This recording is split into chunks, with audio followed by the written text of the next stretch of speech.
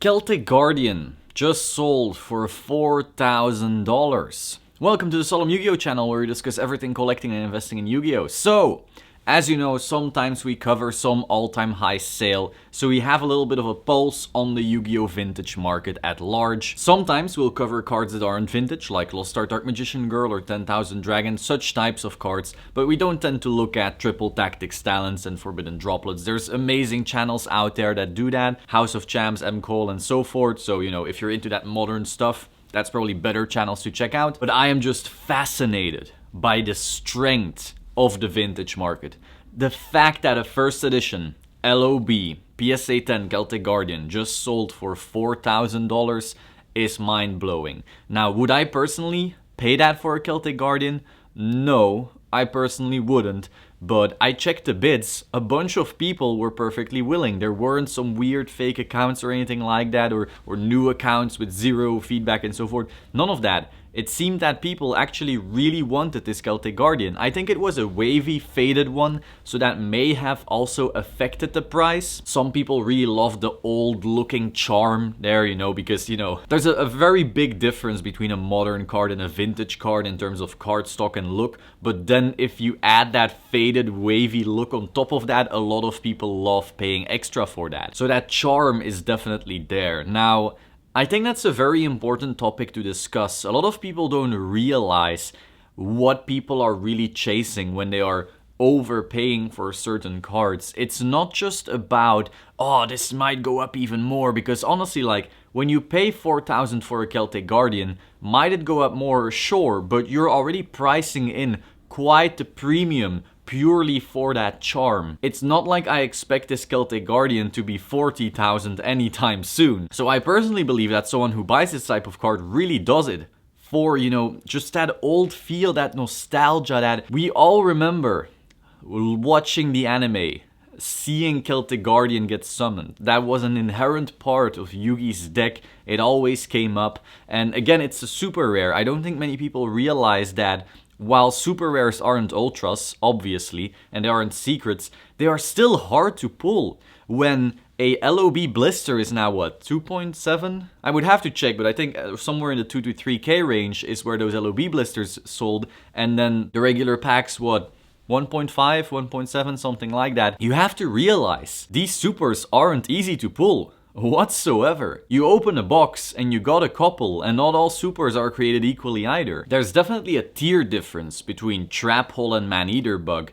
and Celtic Guardian and Mystical Elf. So be very aware of that as well. Not all supers are created equally. This is definitely one of the better ones in my personal opinion, and clearly the market's opinion now as well. So the pop on this one is actually 67 as far as I'm aware, and it's also really important to realize that for the longest time they didn't properly attribute when something was Asian English or not. So the pop of 67 isn't even entirely correct. It's very possible it's actually 58 or 60 or something like that. I personally don't track the certs, but it's just something to be mindful of. When you read pop reports, they're not always correct. For example, in the ultimate rare category, some people will say, oh, this ulti is pop 3. Whereas no, for the longest time, PSA actually put ultimate rares into the ultra rare category as well. It's like, for a long time, ultis didn't have their own category. So a lot of ultis pops are actually too low. But then if you look at LOB, a lot of the pops are actually too high because of the Asian English and so forth being part of that still. I know for a fact Gezi TCG has like this list of where he tracks certs for certain cards. I don't think Celtic Guardian is part of that. I know it's Blue Eyes, I think Dark Paladin as well. So probably not the lower tier cards. But again, lower tier, we're still talking the creme de la creme. Like, we're still talking about the best, just not the best of the best, you know. I think the longer this goes on, the more people will realize that these LOBs, MRDs, MRL, PSV, IOC, MFC, and so forth cards are just a class of their own. And I don't think it's healthy to assume that you will see any cards reach the same types of numbers. They are literally going to be their own class. We are already seeing this massive repricing, and while it's very possible that the market cools off at some point, that's perfectly healthy and normal, I don't think these cards will ever go back to the tiers where people think they should be. For the longest time, you know, you had your modern era playable cards and your vintage cards just, you know, dancing between each other. And that made no sense whatsoever. And so now we had this repricing basically, where a lot of this vintage, went into a new tier, its own category, and the playable stuff, just kept floating around in its own area. And I think that's gonna stay. I think the Yu-Gi-Oh market is starting to realize that these cards just weren't properly priced to begin with. Because like I said earlier, like, would I pay 4,000 for a PSA 10 Celtic Guardian? No, and maybe a few years from now I'll think, wow, I really should have. Who knows, right? But I personally wouldn't. However, on the flip side, if I then look at the fact that end of 2020, someone paid the same price for a PSA 10 10,000 Dragon, holy fucking shit. Right now, eBay is still flooded with these cards. Facebook groups are flooded with these cards. Instagram chats are flooded with these cards. It's like everyone and their grandma and their dog has a PSA 10 10,000 Dragon, and they're not moving. The high price was 4K, 3.3, 2.9, and now they're not even moving at that. The market is just giving very clear signals, because that card is supposed to be the best of modern, except for, price cards and, oh, you have your World's Dark Magician Girl. Not that kind of stuff. That's, that's something different. Promos should not be compared to set cards, but that is supposed to be the winner of the set cards, and it has only lost so far. So I think that's a very clear signal from the market, and Konami is also kind of pushing that, I feel, because whenever there's confidence in modern product, they just let the printing machine go burry. We saw it with Lost Art Dark Magician Girl, where people really thought, wow, there's gonna be some money to be made in modern, we can speculate in modern, we're gonna buy these up, scalp these, all that bullshit that went around that. And then Konami went, oh, you want these cards? Oh yeah, we'll just print some more. Here, have some more Dark Magician Girls. Enjoy, you guys. So whenever you try this shit, you just get punished. And so as we have that, the 10,000 Dragon retrace and the Lost Art being reprinted, so that market price crashing, as consistently that stuff just doesn't work quite the way people want it to, we also have this contrast of these vintage cards just going up. And that growth is not sustainable, by the way. Like, I do not believe that you should expect that your cards will triple in price every single quarter. If you're hoping for that, I'm sorry, it has to level off, maybe retrace, who knows. It just can't, because like, do some basic math, right? Take $1,000 and do it times 3 every quarter or every 6 months. Look how much you would have in 10 years.